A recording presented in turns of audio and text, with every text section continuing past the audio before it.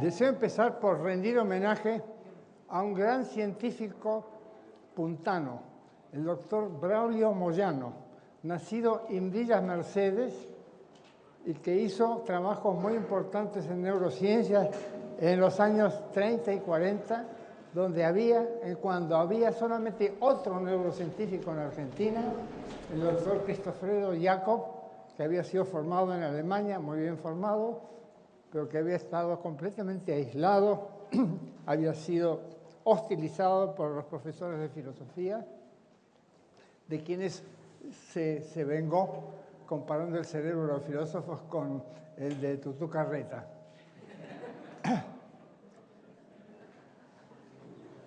Es sabido que los seres humanos somos capaces de falsificar prácticamente todo. El oro, la amistad, el amor, la democracia, es muy fácil de falsificar. Pero también se falsifica la ciencia y la filosofía. De hecho, lo que se enseña en Argentina en este momento, en muchas facultades, empezando por la UBA, es principalmente pseudofilosofía. Les obligan a los chicos a leer textos incomprensibles de Hegel, de Heidegger y otros simuladores. El truco lo inventó Hegel. El truco consiste en hacer pasar lo ininteligible, lo oscuro, por profundo.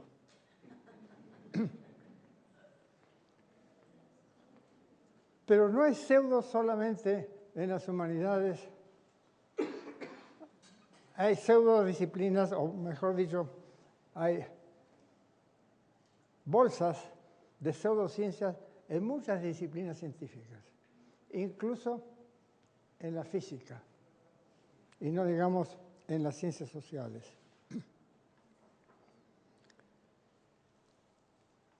Ahora bien, antes de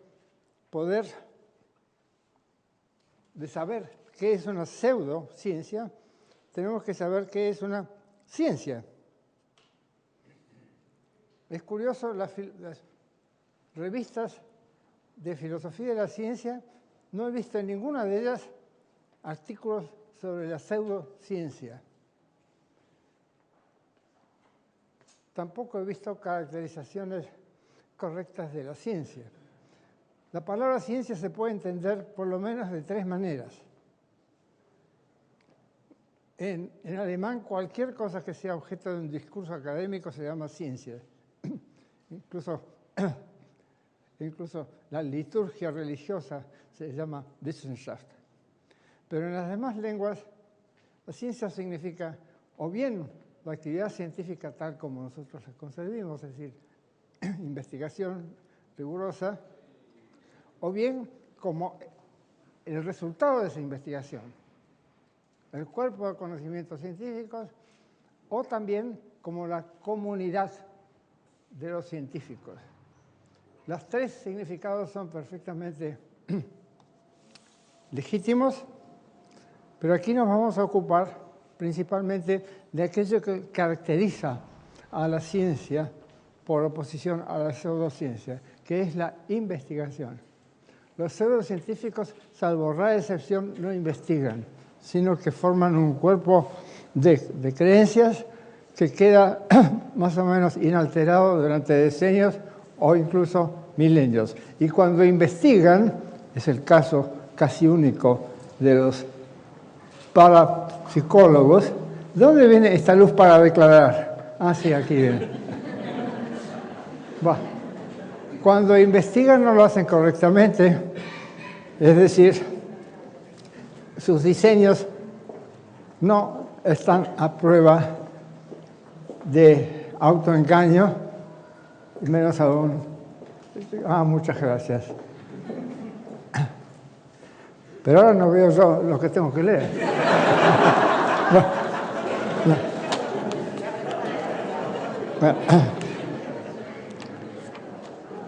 Antes de ponerse a investigar, algo, hay que buscar un problema, porque en eso consiste investigar, consiste en explorar, en trabajar un problema. Y la búsqueda del problema presupone un cierto conocimiento anterior. El científico bisonio tiene que haber aprendido algo y el nuevo que enfoque un nuevo problema tendrá que empezar por revisar la literatura científica correspondiente. Pero también adoptará, aunque sea tácitamente, algunas suposiciones de tipo general. Por ejemplo, el que investiga la mente tendrá que suponer o bien que la mente es inmaterial y que por lo tanto puede investigarse independientemente del cerebro, o bien que la mente es material, en cuyo caso tiene dos opciones: que la mente es un órgano biológico que se ha desarrollado en el curso de varios millones de años, o bien puede hacer creer que el cerebro es una máquina, es una computadora que funciona por programas, es decir, automáticamente, sin la menor posibilidad de libertad, de libre albedrío, por ejemplo, de selección de problemas, de invención de conceptos nuevos, de nuevas hipótesis, etc. Eso está muy de moda, el computacionalismo, es decir, la tesis filosófica de que todo lo mental es computacional. Está muy de moda, pero está en contra, digamos, de la experiencia diaria que uno ve en chicos o en jóvenes que inventan ideas nuevas, inventan palabras nuevas, inventan procedimientos nuevos, etcétera, que no han sido programados. En todo caso, imagínense ustedes un químico que creyera que las reacciones químicas ocurren, como se creyó en un tiempo, porque las sustancias se aman o se odian. Es decir, que atribuyera características mentales a los reactantes. Un químico que creyera esa tesis idealista no haría gran carrera en química. Sin embargo, en física se encuentra gente, por ejemplo, el profesor Henry de la Johns Hopkins University, que sostienen que el universo es mental. Una tesis parecida es la de David Mermin, profesor de física de Cornell University, otra universidad muy prestigiosa, que también sostiene que todo lo cuántico es mental.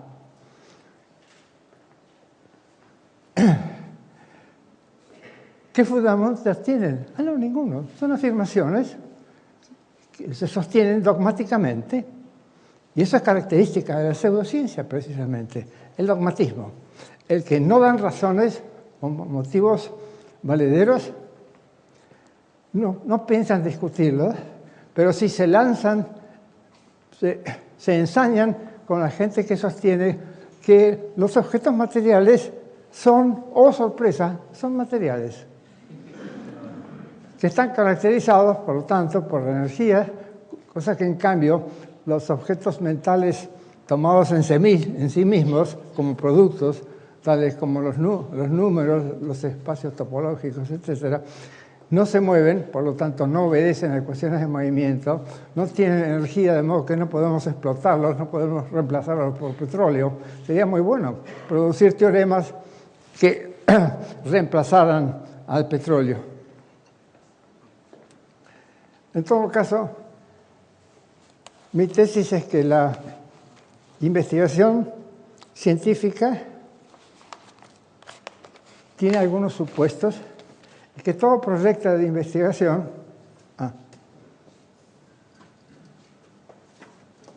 a ver, el azul me gusta, pero no sé si se verá. Todo proyecto de investigación versa ante todo sobre un conjunto de hechos, un dominio. Después, a ciertas suposiciones generales, por ejemplo, que el universo es metal o bien que es material, que después necesitamos un cuerpo de conocimientos antecedentes. Es decir, no podemos empezar de cero, como pretendían Francis Bacon y Edmund Husserl, barrer con todos los supuestos anteriores. Empezar, borrón y cuenta nueva. Es imposible, no se puede ni siquiera plantear un problema a menos que sea con la ayuda de ideas ya preexistentes, que posiblemente algunas de ellas habrá que criticar. Pero en todo caso, las ideas científicas no salen de la nada. Después hay una finalidad. La finalidad puede ser, por ejemplo, corregir un cálculo, corregir una medición, construir una teoría, deducir consecuencias, teoremas de esa teoría, comparar dos teorías, abordar una clase totalmente nueva de hechos, por ejemplo, estrellas neutrónicas, de las que habló el profesor Labate, etcétera, etcétera. Y finalmente, el método. ¿Qué método vamos a elegir? El método más sencillo es la contemplación del ombligo. Es muy antiguo, pero no sirve para eso. Sirve para inventar religiones, pero no para hacer ciencia. El método de la búsqueda de datos es muy bueno siempre que se tenga, como decía Darwin, alguna hipótesis para buscar qué datos son los que nos interesan. La búsqueda ciega de datos, la acumulación de datos y la búsqueda de correlaciones estadísticas entre los datos es bastante estéril. El profesor Labate justamente nos recordó que las asociaciones de amigos de la astronomía, es decir, de astrónomos aficionados, cumplen una función muy importante, buscan una cantidad de datos que les resulta trabajoso, les resulta pesado buscar a los astrónomos, pero los amigos de la astronomía empiezan por aprender astronomía. Saben, por ejemplo, que si les interesa la astronomía planetaria, saben que tienen que adoptar el sistema heliocéntrico y no el geocéntrico, saben que los planetas no son movidos por ángeles, etcétera, etcétera. Son aficionados porque no se ganan la vida como astrónomos, pero saben una pila de astronomía.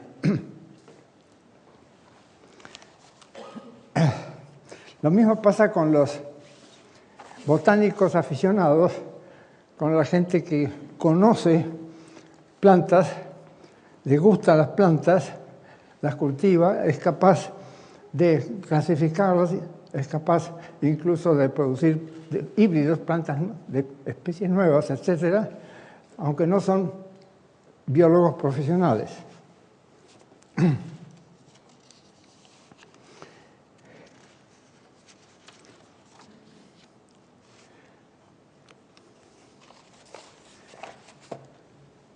El método que usan los científicos es, oh sorpresa, el método científico. ¿Cuál es el carozo del método científico?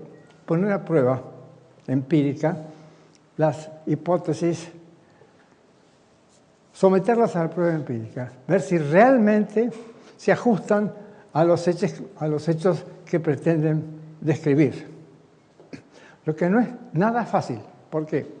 Porque la mayor parte de los hechos son inobservables, por lo cual, para acceder a ellos hay que inventar indicadores.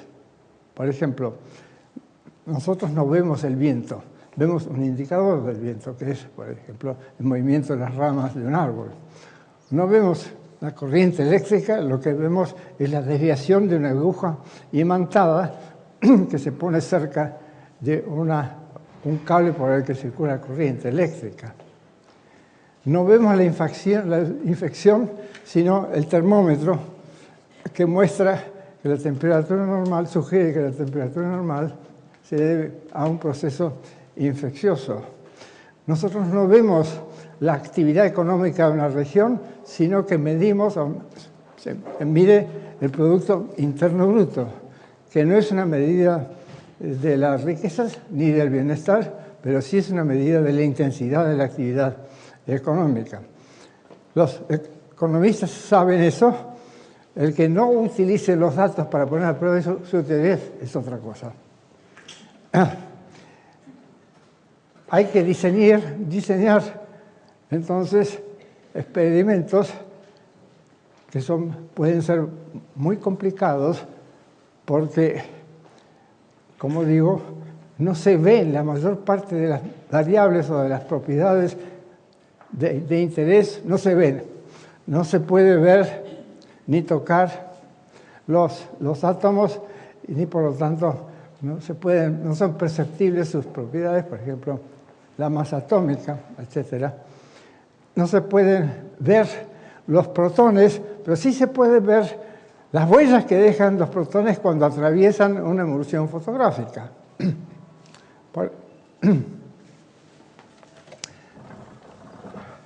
Supongamos que llevamos una emulsión fotográfica a la punta de la punta, o a un lugar más elevado todavía, Chacaltaya, en Bolivia, donde han investigado muchos argentinos, brasileños, peruanos, bolivianos.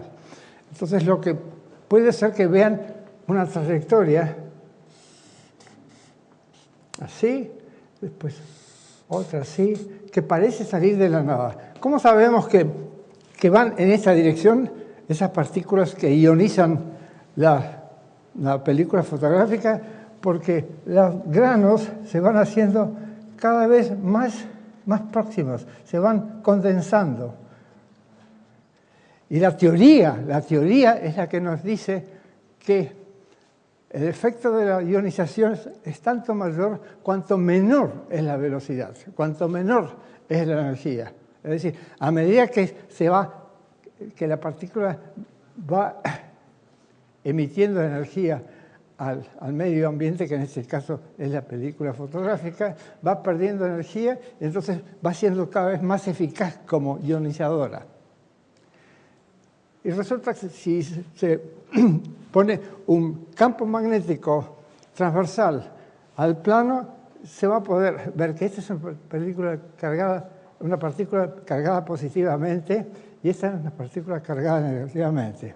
Análisis posteriores muestran que este es un protón y este es un electrón. Entonces, ¿resulta que salen de la nada? No. Uno de los principios filosóficos más importantes debido a Lucrecio es nada sale de la nada. Ex nihilo nihil. Entonces, algo debe haber habido acá. Algo que no ha afectado y no ha sido afectado por la película fotográfica. Un neutrón, una película que no tiene carga, una partícula que no tiene carga fotográfica, carga eléctrica. Pero resulta que si se hace el cálculo, se ve que falta algo acá para que se conserve la energía y el momento. Entonces se inventó un neutrino.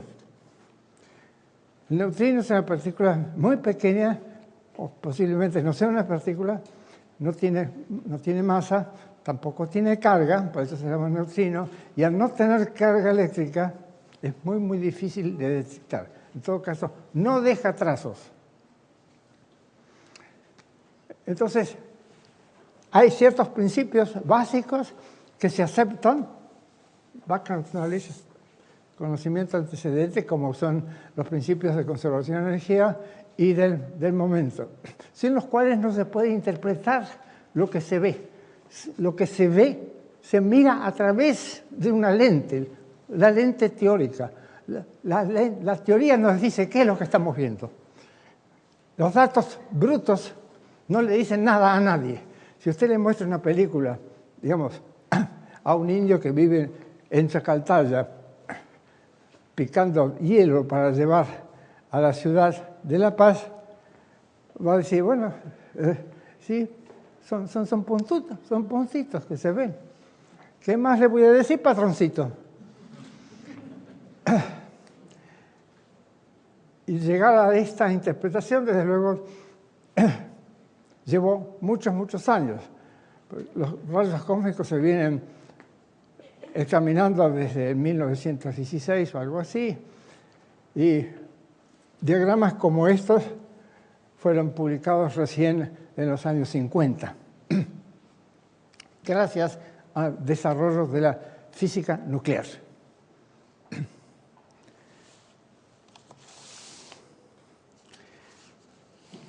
En todo caso,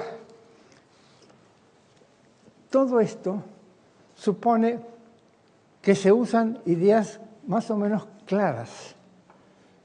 Imagínense alguien que quisiera medir el tiempo que tarda un avión en llegar de San Luis a Aeroparque usando, para hacer esa medición, usando la definición que da Heidegger del tiempo. Die Zeit ist die Reifigung der Zeitlichkeit. El tiempo es la maduración de la temporalidad. El tiempo es la maduración de la temporalidad. Ahora, si eso se dice en alemán, suena muy profundo. Si se dice en puntano...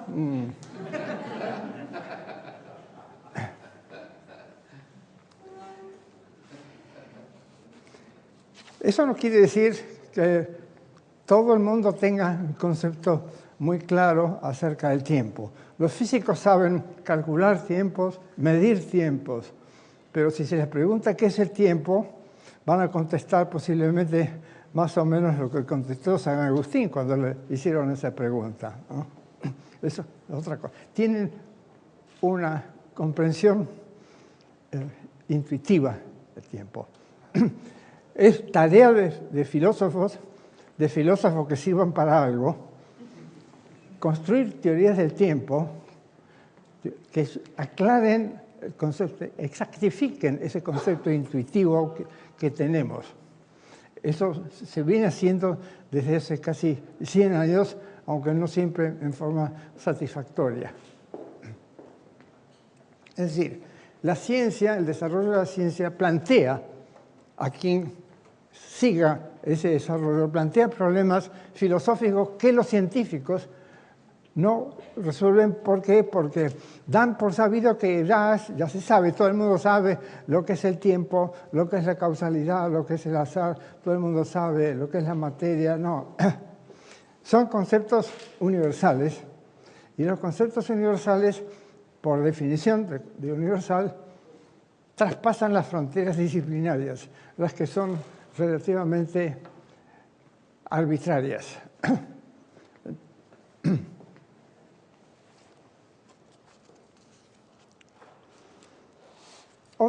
Otra característica de la ciencia es su mutabilidad, el que está cambiando constantemente.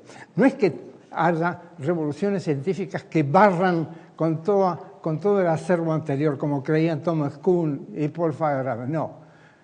Las revoluciones científicas son muy pocas, muy raras. Yo personalmente creo que ha habido nada más que un par de revoluciones científicas. Uno, el nacimiento de la ciencia propiamente dicha en Grecia antigua, y la segunda revolución, la de 1600, el renacimiento de la ciencia en la época de Galileo. Las demás no son revoluciones, sino lo que en inglés se llama breakthroughs, es decir, son grandes descubrimientos, grandes dimensiones, como la evolución, la mecánica clásica moderna de Newton, la mecánica cuántica, la macroeconomía de Keynes, etc. Son breakthroughs. Pero no basta la cambiabilidad o mutabilidad, que es característica de la ciencia y no de la pseudociencia. También hace falta, en el proceso de la investigación, atenerse a reglas morales. Robert Merton, vilipendiado por los posmodernos que dicen hacer sociología de la ciencia, Robert Merton hace muchos años, en el año 42, enunció por primera vez lo que llamó el ethos de la investigación básica. Es decir, primero, desinterés; segundo, objetividad, racionalidad; lo que llamó comunismo epistémico, es decir, el deber de todo científico de compartir lo que sabe, lo que ha hallado con otros, compartirlo no solamente para dar, sino también para recibir opiniones críticas para que le permitan mejorar su trabajo. Y finalmente lo que llamó escepticismo organizado. No el escepticismo del escéptico que, como Hume, se limita a tirar abajo cualquier idea nueva o vieja, sino el escepticismo de la comunidad científica. Los científicos se reúnen periódicamente en congresos o se escriben entre sí, etcétera, piden opinión y van cambiando de opinión a medida que les den razones para cambiar de opinión. En todo caso, el ethos del científico básico es muy diferente del ethos del ingeniero. Cuando Jorge Sábato pasó de la enseñanza de la física a hacer tecnología del uranio, confesó que le chocó, porque el ethos era muy diferente. Aquí no se buscaba verdad, sino eficiencia. Se podía meter la mula, es decir, se podía robar. Una firma, una compañía puede robar secretos industriales, puede ocultar. El ocultamiento en ciencia es un pecado. En tecnología, puesto que el conocimiento práctico, el conocimiento utilizable, se cotiza, tiene precio a diferencia de los teoremas, hay que proteger. Es un bien, hay que protegerlo. En todo caso, hay diferencias muy grandes entre la ciencia y la técnica, y gracias a que hay diferencias pueden interactuar. Si no hubiera diferencias, nada tendría la una para aportar a la otra. Por eso resulta absurda la expresión que se ha popularizado entre los posmodernos, a saber, tecnociencia. No hay tal cosa como tecnociencia. Hay ciencia básica, hay tecnología y hay ciencia aplicada. Es decir, la investigación que se hace con la esperanza, con el objetivo y la esperanza de encontrar algo utilizable, pero sabiendo también que el 99% de los hallazgos de la investigación aplicada no van a tener ninguna aplicación.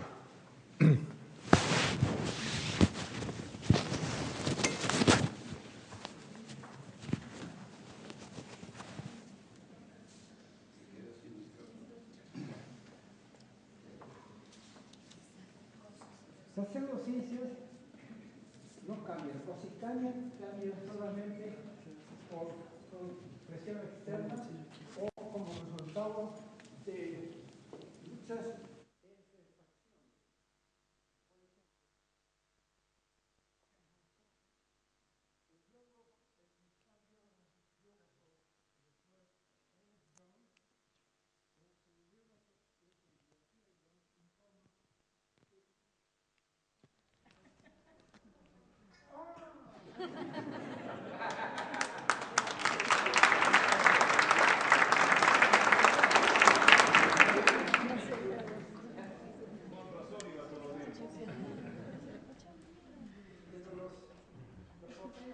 Fama bien ganado de gritones, de modo que creo que igual me han oído.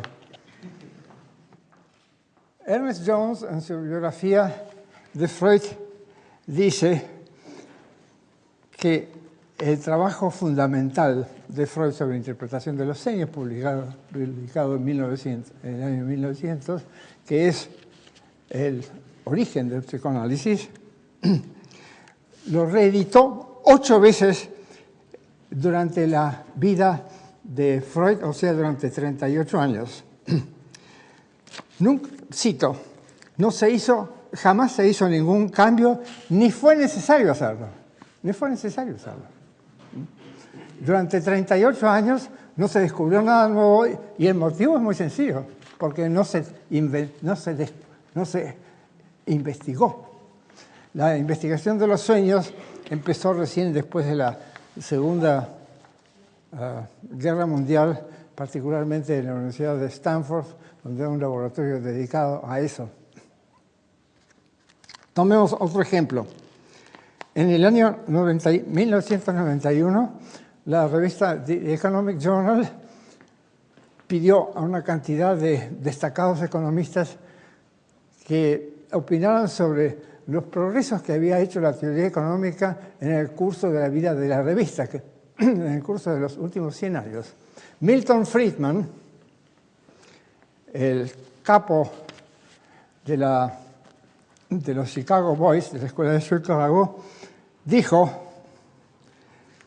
declaró triunfantemente que los únicos cambios que habían ocurrido en la teoría económica clásica, o neoclásica mejor dicho, que es la estándar, eran cambios formales.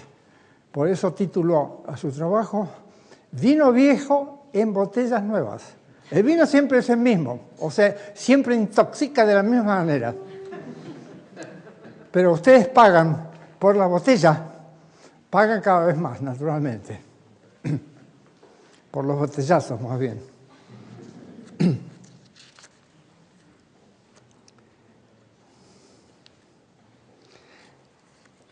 Otra característica de las pseudociencias es que no se mezclan con otras pseudociencias, con una o dos excepciones. Por ejemplo, existe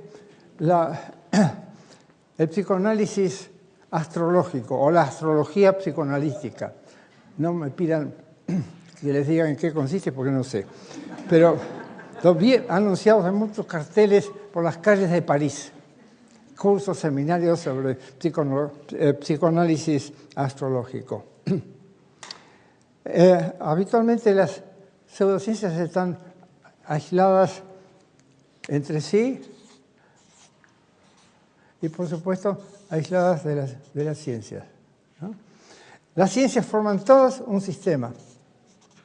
Más aún, hay interciencias y se multiplica el número de interciencias. En los últimos 200 años han aparecido la fisicoquímica, la bioquímica, la psicofísica, la sociología política. Últimamente ha aparecido la neurociencia cognitiva, la socioeconomía, etcétera, etcétera. Es decir, que en el progreso, en el curso del tiempo, no solamente se forman nuevas disciplinas, hay arborización, sino que disciplinas ya existentes se van juntando. Es decir, hay a la vez divergencia y convergencia progresiva. Y las dos son útiles.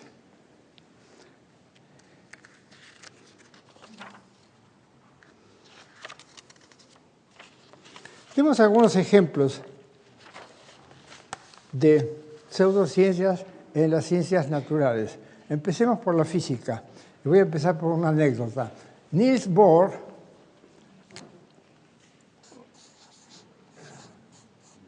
el genial danés, creador de la interpretación de Copenhague de la mecánica cuántica, tenía una casa de campo y sobre las puertas de la casa de campo tenía una herradura. Y cuando algún físico, algún amigo físico lo miraba en forma cazadora, le decía, no, le decía Bohr, dicen que es eficaz aun cuando no se crea en eso. Pues Bohr, y lo mismo su discípulo y amigo Heisenberg, otro cofundador, y sus amigos Max Born, creían que los procesos a escala microfísica no ocurren por sí mismos, sino que ocurren solamente cuando alguien hace observaciones. Ante todo, que las observaciones son muy indirectas. Lo que observa un físico no son las cosas mismas, sino que observa cómo se mueve la aguja de un galvanómetro, cosas así, ¿no? Es decir, no se observan directamente. Segundo, que no hay acción directa de los procesos mentales sobre los procesos físicos. Si los hubiera, no podríamos confiar en las lecturas de los instrumentos de medición, ¿no?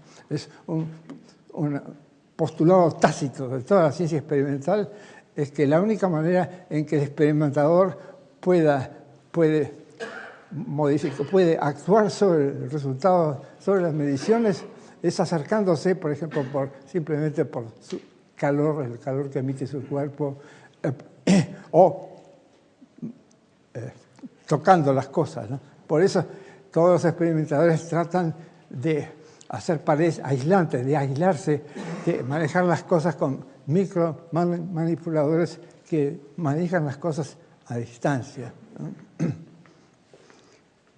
Pues bien, la idea de que los procesos físicos ocurren solamente como resultado de la acción de los experimentadores se da de patadas con la historia del universo y la historia de la humanidad. Ha habido procesos físicos mucho antes de que hubiera seres humanos, mucho antes de que hubiera laboratorios. Los primeros laboratorios propiamente dichos se fundaron recién en el siglo XVII, discípulos de Galileo, tales como Torricelli. Y hubo procesos físicos antes de Torricelli, por supuesto, ¿no? ¿De dónde salió esta idea de que el universo es mental o de que los procesos físicos son resultados de los procesos mentales de los experimentadores? No surgió de la física, surgió de la filosofía, y ni siquiera de la filosofía antigua o medieval, surgió de la filosofía moderna y en particular de Berkeley, de George Berkeley. George Berkeley, 1710. Es el primero en afirmar, el primero en la historia de la filosofía, en afirmar que ser es percibir o ser percibido. Por ejemplo, supongamos que ustedes existen porque yo los percibo. Si yo no los percibiera, si yo no los viera, ustedes no existirían. No, hubiera dicho Berkeley, no es cierto. Eso lo dice Bohr, pero Berkeley dice: ustedes siguen existiendo, aun cuando se cierran los ojos, porque está Dios quien los está percibiendo. Entonces, siempre hay alguien que asegura que ustedes sigan existiendo. De modo que tranquilícense.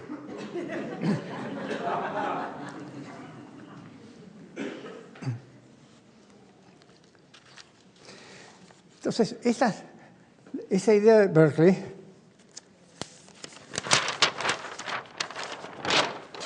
pasó, aunque la gente no le daba crédito, no lo citaban, pero la cadena es así. Va a Kant, subjetivismo de Kant va a Comte, el fundador del positivismo francés, de Comte, o directamente de Kant va a Mach, al neopositivismo,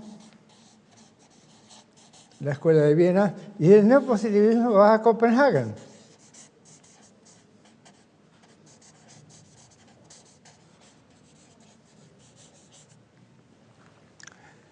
Es decir, el subjetivismo, que es típico del pensamiento no científico, la reducción de todo a lo personal, la ciencia es impersonal, aunque es hecha por personas que tienen sus prejuicios, etc. Pero esos prejuicios son controlados en la comunidad científica por colegas y sobre todo por competidores. Ese subjetivismo es de origen puramente filosófico. Mach quiso incluso reformular la mecánica de manera tal que no figuraran en ella los conceptos de masa ni de fuerza, sino como definidos. Porque parte de ese programa positivista es el reemplazar todos los conceptos teóricos por conceptos empíricos, reemplazar las cosas en sí por las apariencias, los fenómenos. Kant dice explícitamente en su crítica de la razón pura,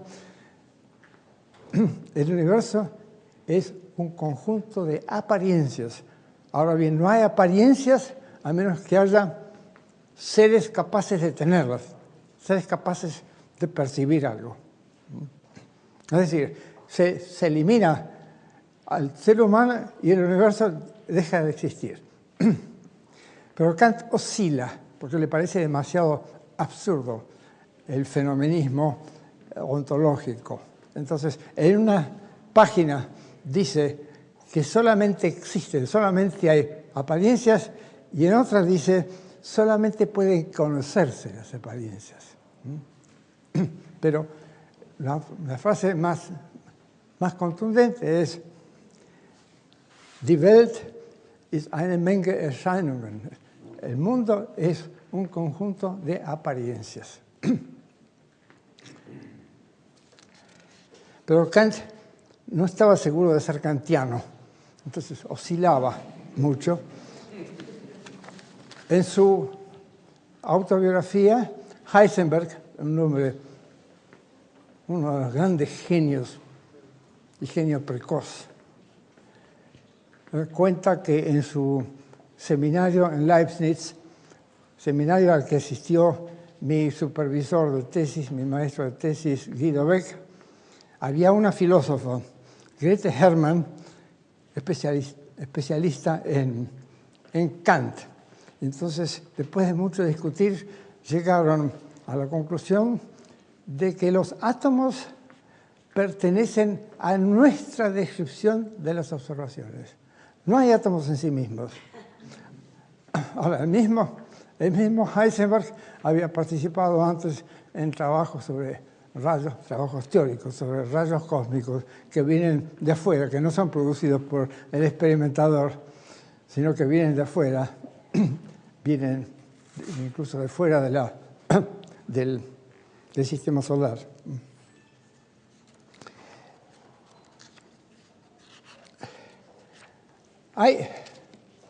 Hoy día se ha popularizado en la astronomía, en la astrofísica, en la cosmología, dos o tres ideas típicamente pseudocientíficas.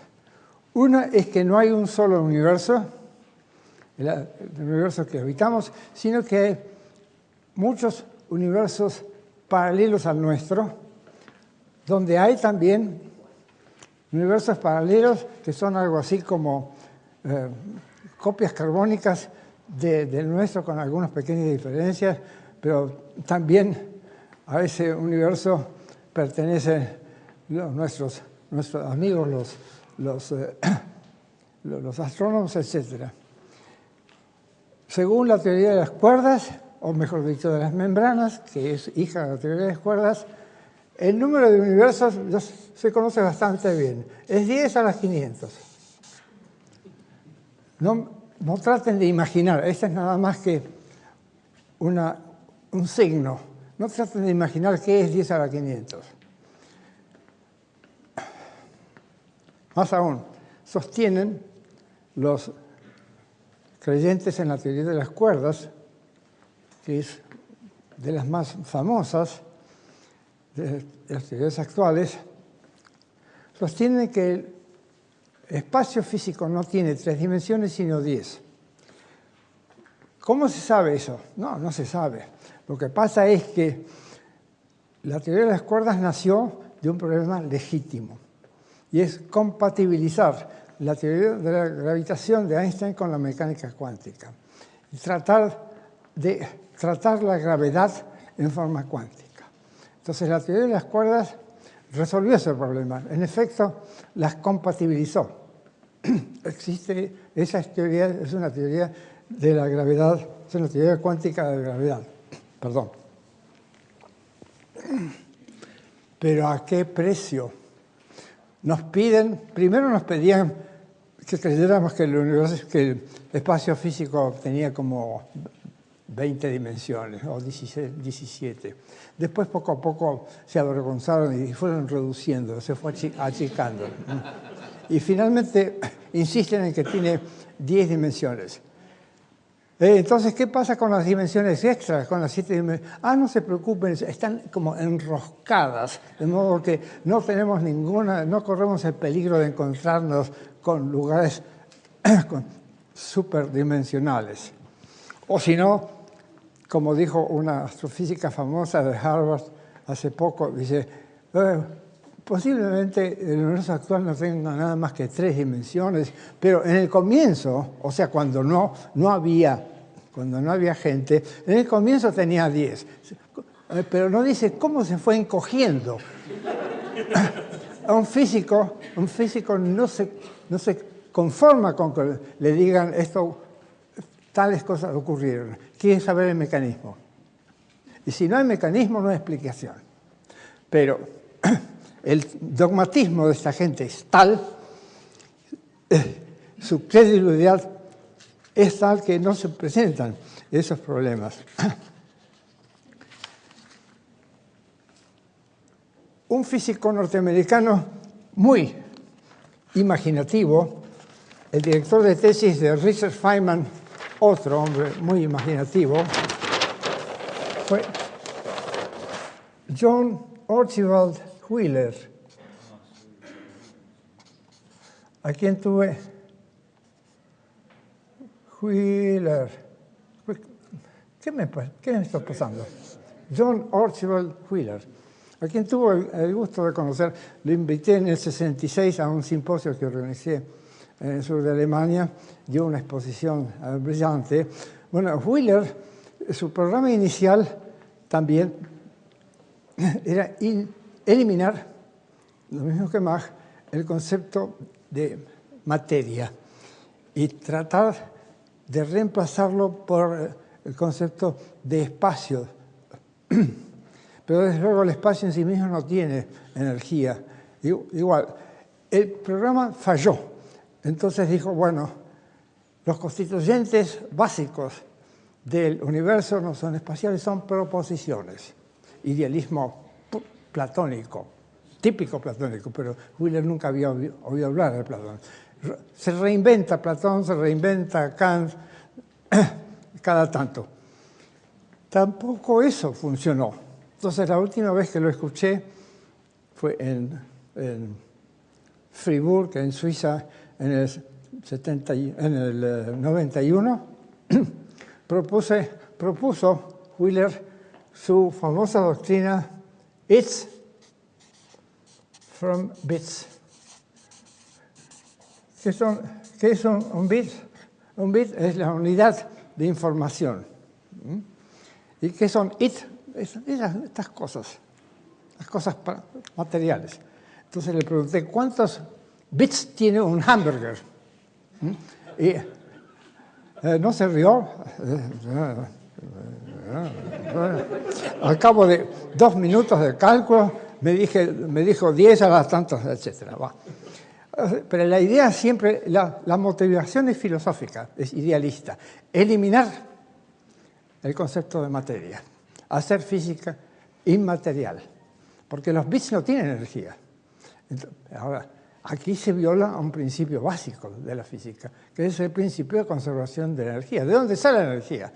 Si los bits no tienen energía, ¿cómo se hace para que las cosas compuestas por bits tengan energía? No, ese problema ni siquiera se presenta. ¿Cuál es la justificación? La justificación es muy sencilla. Pensamiento mágico, como dirían Borgo y Agostinelli. Es confundir el territorio con el mapa. Es confundir las cosas con los programas de computación que representan teorías con las cuales se puede calcular. Entonces, todo pasa de la realidad a la pantalla de a la computadora. Entonces, todo se arregla con bits. Una cosa es decir que una teoría física se puede transformar en un programa de computación, siempre que primero se la digitalice, es decir, que todas las variables contiguas se discreticen, ¿no? Lo que es una pérdida tremenda. Se pierde nada menos que la recta real. Pero de todas maneras, desde el punto de vista de la computación, para la persona a que le interese nada más que los números, eso funciona, ¿no? Bueno. Esta idea, este programa, If and Bits, no es exclusivo de Wheeler.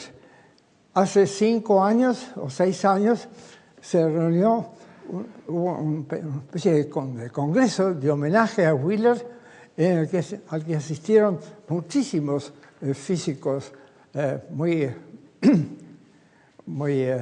importantes, con el apoyo, por supuesto, de la Fundación Templeton, que premia todos los intentos por desmaterializar el mundo y por poner la ciencia en manos de la religión. Uno de los asistentes fue un famoso físico argentino que está en Harvard, Maldacena.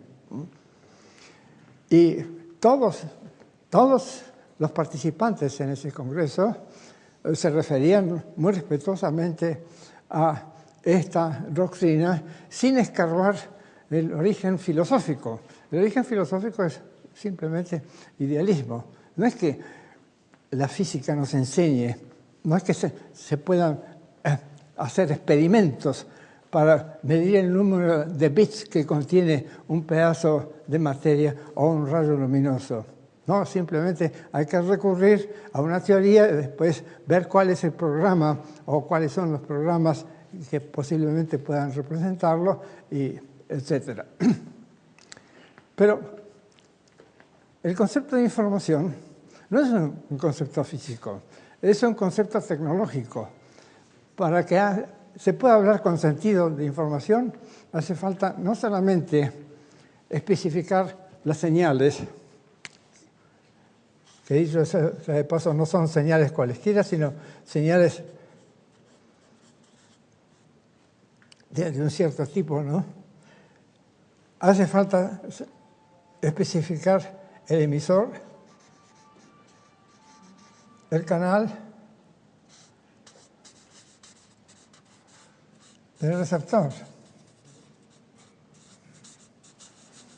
Y todos estos son sistemas macroscópicos, no son microscópicos. No se puede hablar de flujos de información dentro de un átomo, porque no se pueden distinguir, separar estas 3 componentes.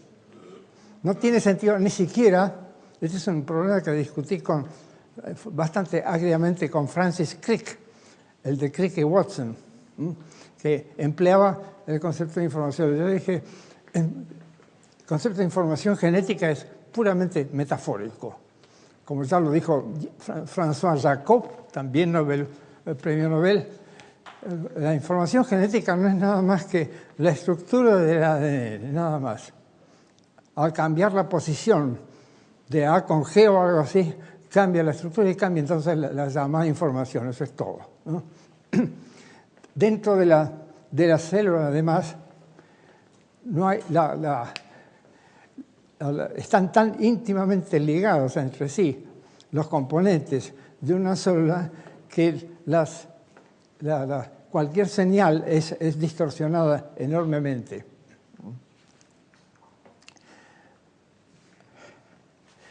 Lo que quiero decir es esto.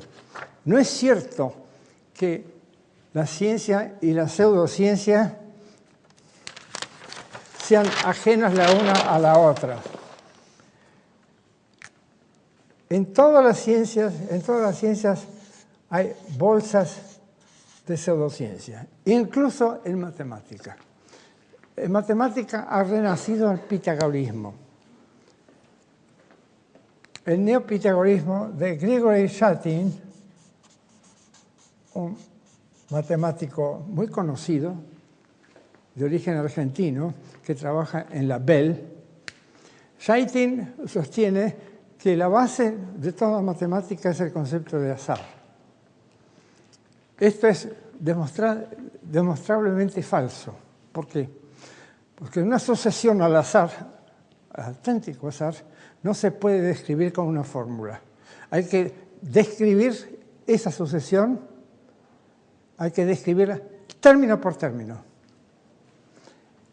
No se puede decir, por ejemplo, esta sucesión,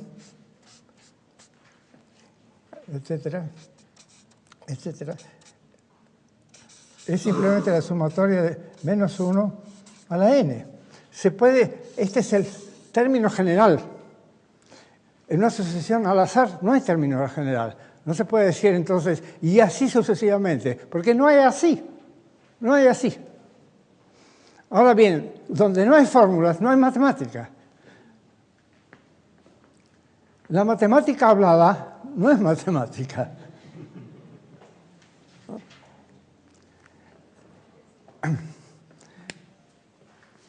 Pero, naturalmente,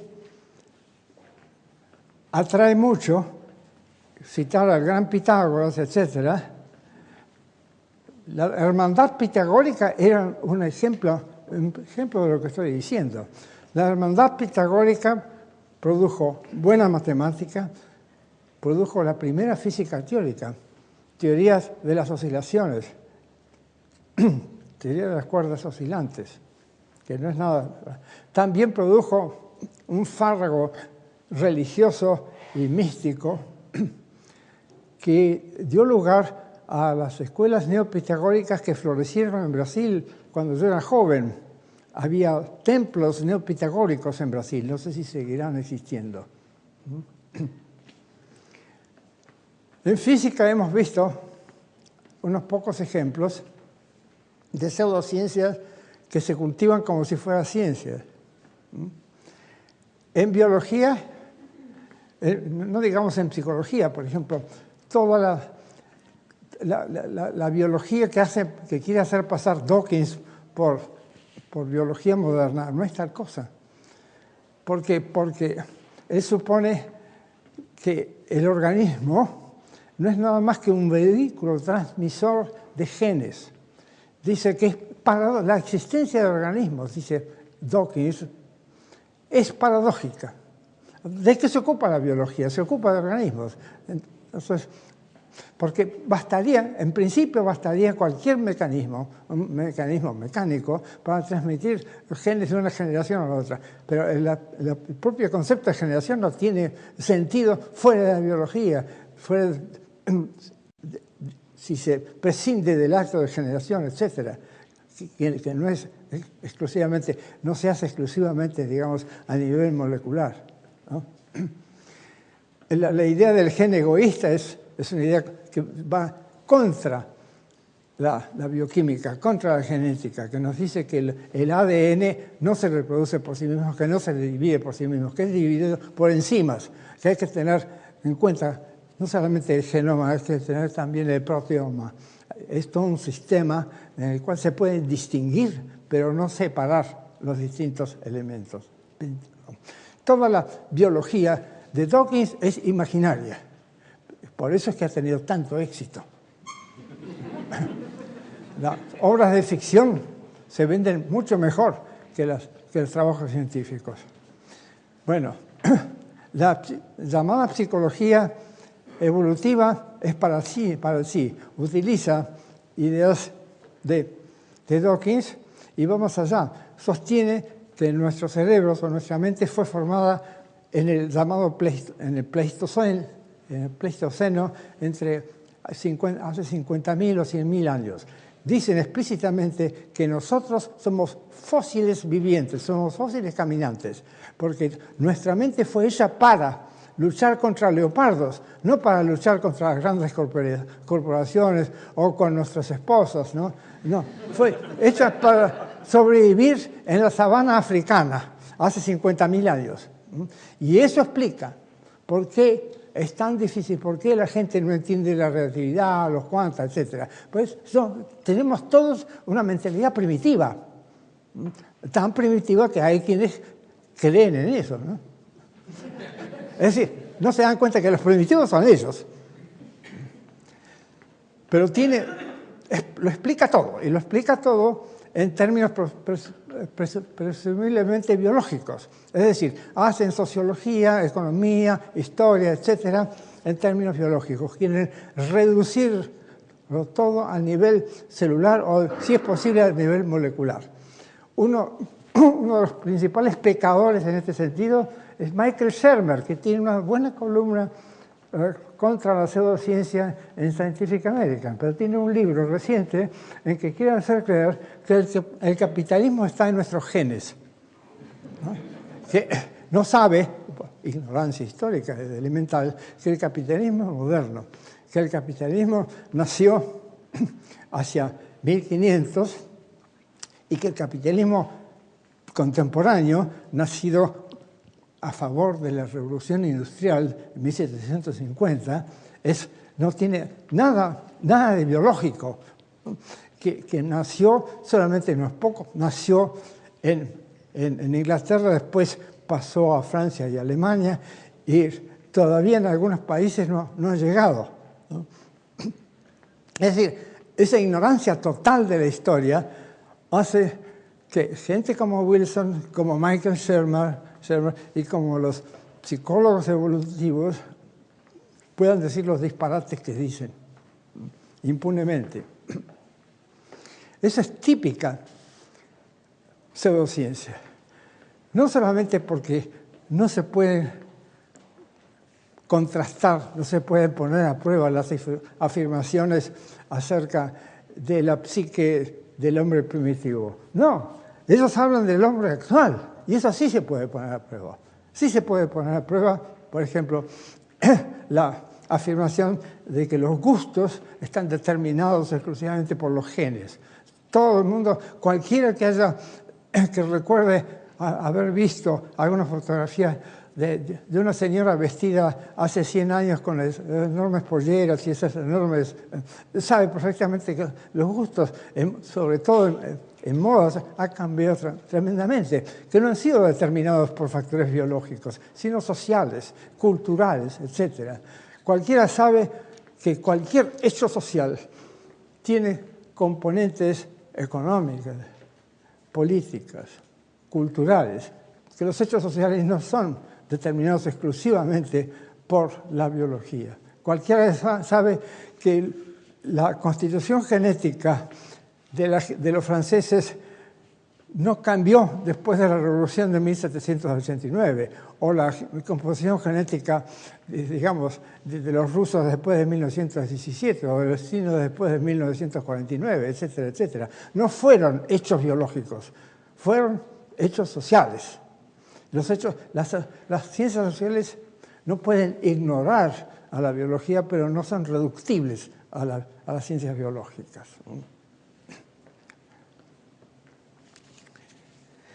Pero, como digo, esas cosas se venden muy bien y parecen explicarlo todo, así como Freud parece explicar toda la vida mental, en términos de unos pocos mitos.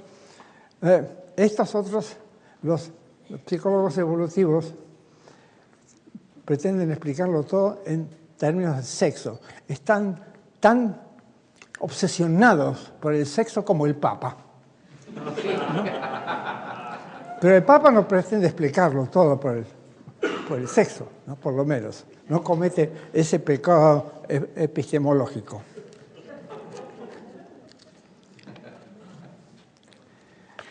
Bueno, me parece que me extendió demasiado y vuelvo ahora por un instante a Braulio Moyano, que merece algo más que el nombre de un hospital, merece el nombre de una ciudad puntana, merece por lo menos el nombre de la principal, de una plaza en la ciudad de San Luis y de otra en la ciudad de Buenos Aires.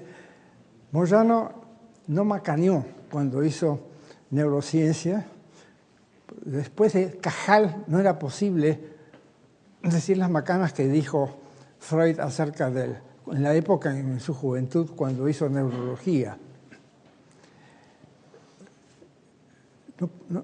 Moyano hizo también psiquiatría, en una época en que la psiquiatría biológica estaba muy subdesarrollada. A propósito de eso, el lunes pasado, hace 3 días, se reunió en Buenos Aires un congreso de psiquiatría que sigue la tradición de Braulio Moyano en psiquiatría, la tradición de la psiquiatría. Es organizado por INECO. INECO es un pequeño laboratorio de neurociencia cognitiva, que es la psicología biológica, dirigido por Facundo Manes,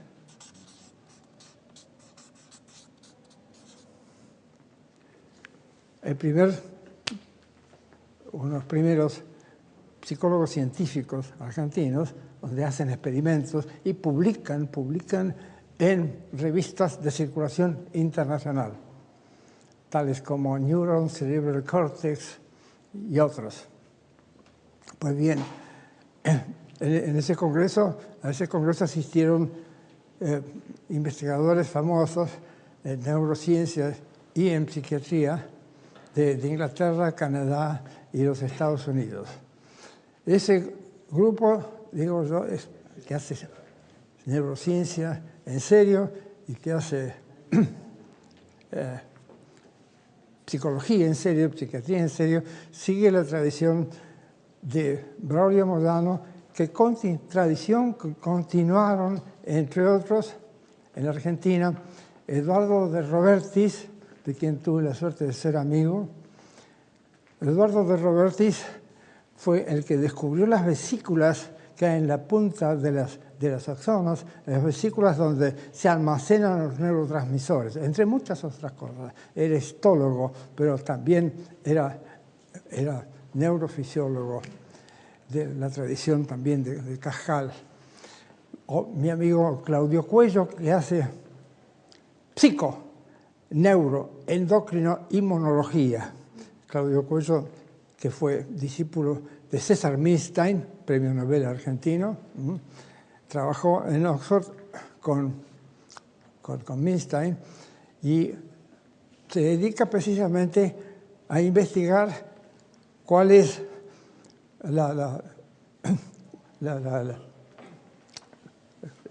son las funciones de los fármacos psicotrópicos, los fármacos que modifican notablemente las funciones mentales, y en particular investiga también el origen del Alzheimer, de la enfermedad de Alzheimer, que es, como ustedes saben, de frecuencia creciente. ¿Por qué? Porque la gente llega a edades avanzadas como la mía con frecuencia creciente. Entonces, esa gente, hacen ciencia básica, que es la más útil de todas, porque tiene aplicaciones múltiples, porque obtiene conocimientos duraderos y conocimientos confiables, aunque no incontrovertibles, pero sí confiables y que son sometibles a análisis crítico. Nada más.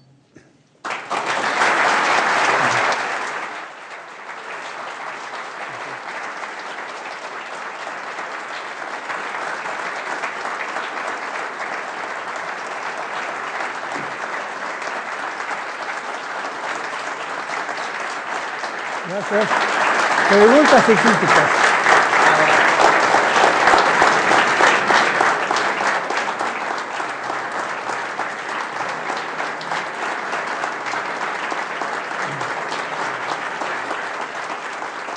Muchas gracias. ¿Algún cuerdista o un piolista en Argentina? Habría que decir, no teoría de cuerdas, sino de piolas. ¿Algún piolista ofendido que quiera defender?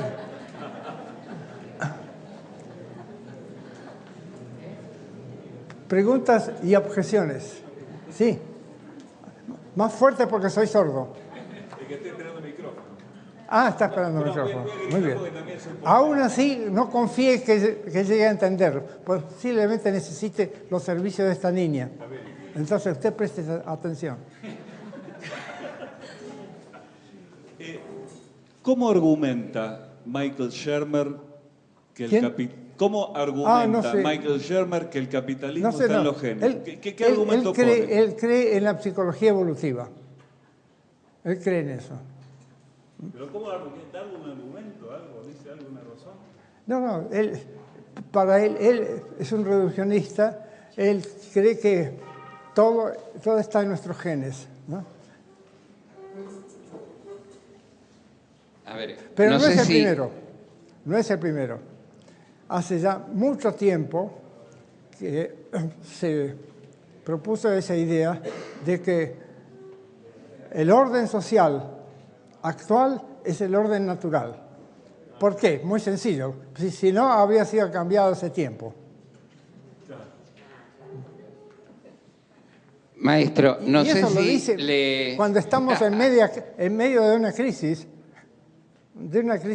típica, una de las tantas crisis, de las tantas oscilaciones económicas, crisis en parte causada por una teoría económica que es falsa, que no puede predecir crisis, no puede predecir cambios económicos porque se basa en el postulado del equilibrio, el postulado demostrado por el premio Nobel Gerald Debreu, el postulado del equilibrio general. O sea, que en todo instante, toda economía, no solamente todo sector de la economía, sino que toda economía está en equilibrio o cerca del equilibrio.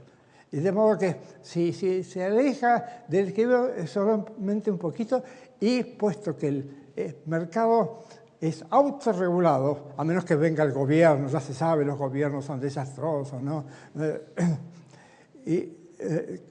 Por sí solo, ese pequeño desequilibrio se va a corregir y va a volver a ese equilibrio. O sea, el estado en que la oferta es igual a la demanda, ¿no? Debreu recibió el Premio Nobel de Economía por probar eso. Debreu sabía mucha matemática. Y como muchos matemáticos creen que la matemática no solamente es necesaria para hacer ciencia, sino también suficiente. Mire, le quería preguntar si... Hace poco salió en Physics Today un artículo, una carta de un lector, dice así: ¿y si la teoría de cuerdas resultara falsa? ¿Qué hacemos? Porque él es un cuerdista, ¿no? Dice, no hay por qué preocuparse. La teoría de cuerdas es tan rica matemáticamente que todos los cuerdistas podríamos ser incorporados a un departamento de matemática. Y si los matemáticos no nos quieren, entonces hacemos un departamento aparte, ¿no? Típico de la pseudociencia. Aparte de todo, así como los estadísticos tienen en muchas partes su propio departamento, ¿no? Nosotros hacemos el departamento de cuerdas, ¿no? Sí. Perdón. No, quería ver si después de 25 años sigue pensando usted, como declaró a un periodista de Clarín, a Ricardo Kunis, en noviembre del 85.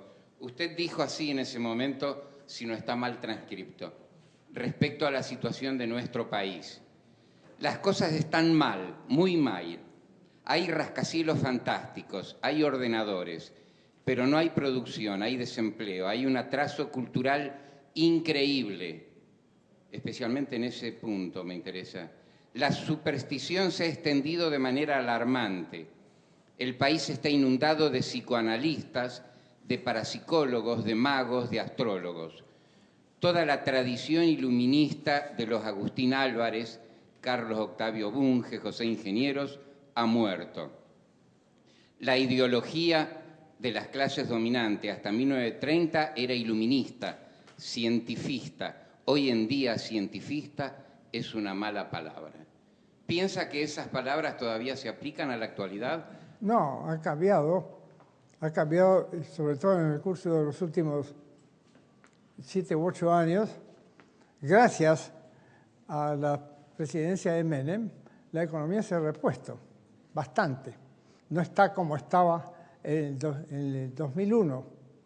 No es que yo sea menemista que sea kirchnerista, perdón Kirchner.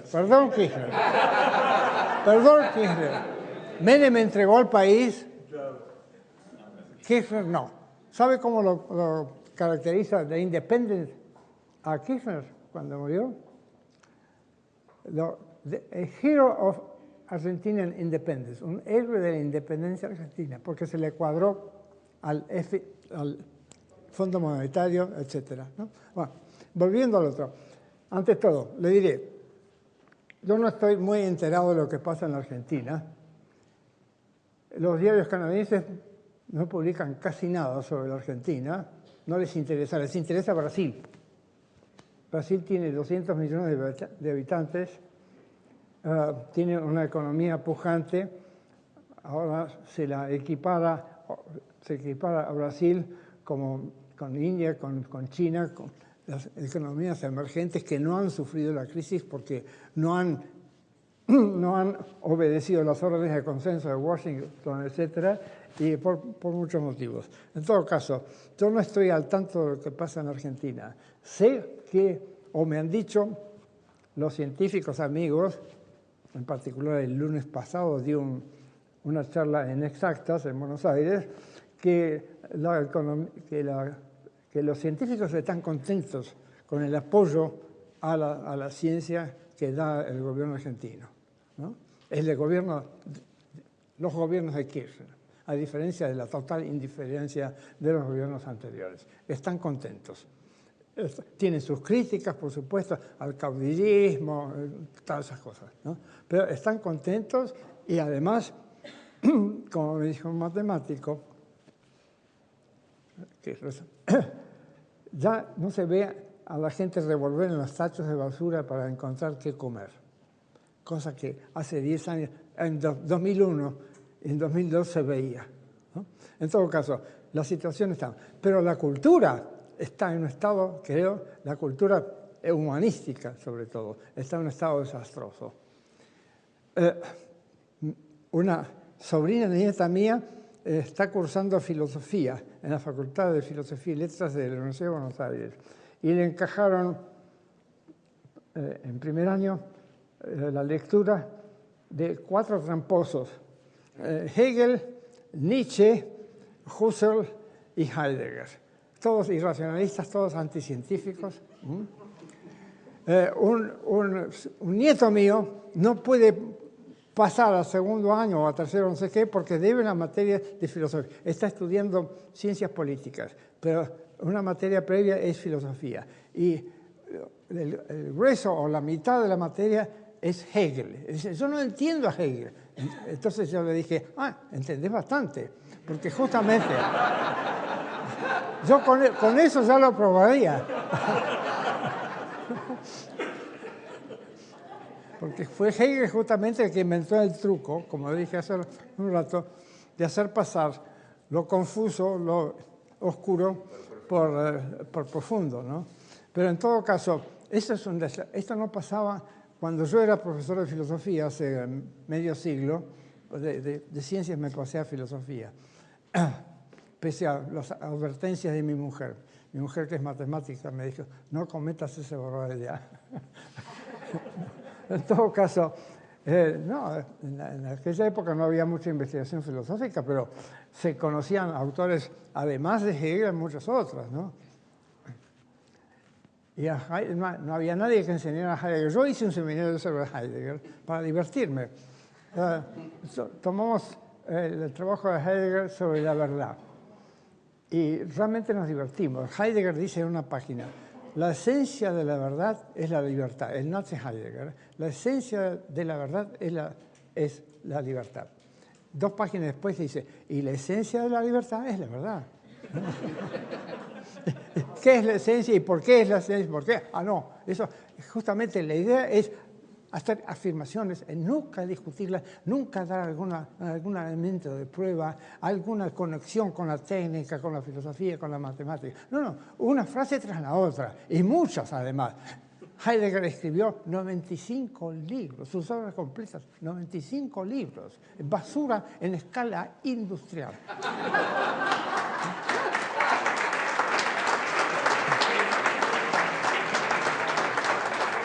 En aquella oportunidad usted consideraba que la Argentina era muy provinciana, que había ciencias que ni siquiera habían llegado a la Argentina. ¿Sigue pensando así? ¿Cómo? Que éramos muy provincianos los argentinos a nivel mundial, que hasta había disciplinas científicas enteras que aquí eran desconocidas. Bueno, todo llega tarde acá. Algunas veces es afortunado ser subdesarrollado, porque la última basura producida en Brasil, en París todavía no llegó, ¿no?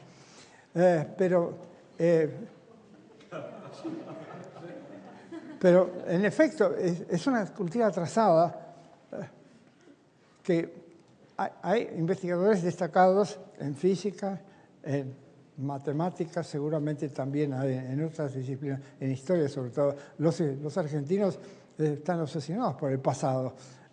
Es el único país del mundo donde hay una revista que se vende en los kioscos que se llama Todo es Historia. Es que es una buena revista, dicho sea de paso. Es una muy buena revista, yo lo respeto mucho a Félix Luna, ¿no? Pero Todo es Historia, es un poquito, hace que la gente mire al pasado. La gente se pelea más por el pasado que por el futuro. Se pelea por Perón o por Kirchner, por Irigoyen incluso. Cuando yo era estudiante secundario nos peleamos a trompadas por Rosas, pero no por el futuro. Hay que pelear por el futuro, no por el pasado. Bravo.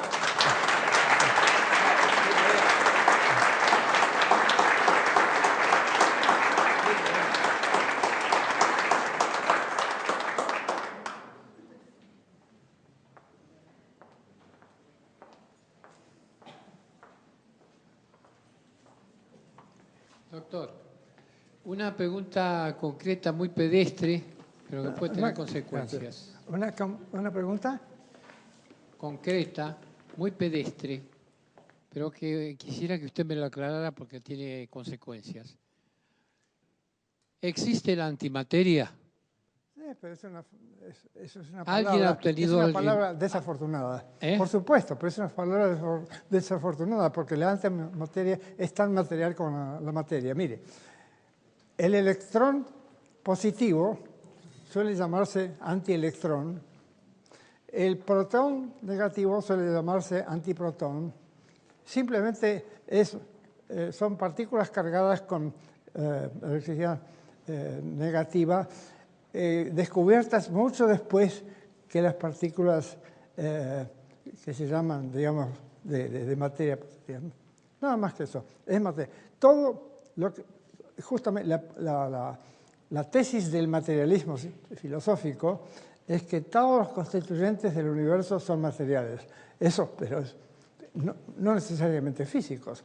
El materialismo antiguo sostenía que todos los constituyentes del universo son físicos. Bueno, hoy sabemos que no. Sabemos que la materia viva es muy diferente de los componentes de la materia viva. Una célula está compuesta por átomos y moléculas, pero no tiene las propiedades de los átomos ni de las moléculas, salvo la energía. La energía es la única propiedad, es la propiedad universal de la materia. ¿Pero alguien ha obtenido antimateria? ¿Cómo? ¿Alguien ha obtenido? Pero sí, por supuesto. Todos los días. Además, los rayos cósmicos nos invaden de antimateria, de positrones, de protones. No hay que llamarla antimateria, es una palabra desgraciada.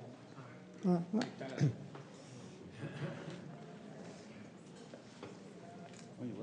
Muchas gracias. Bueno, a ustedes. Gracias a ustedes.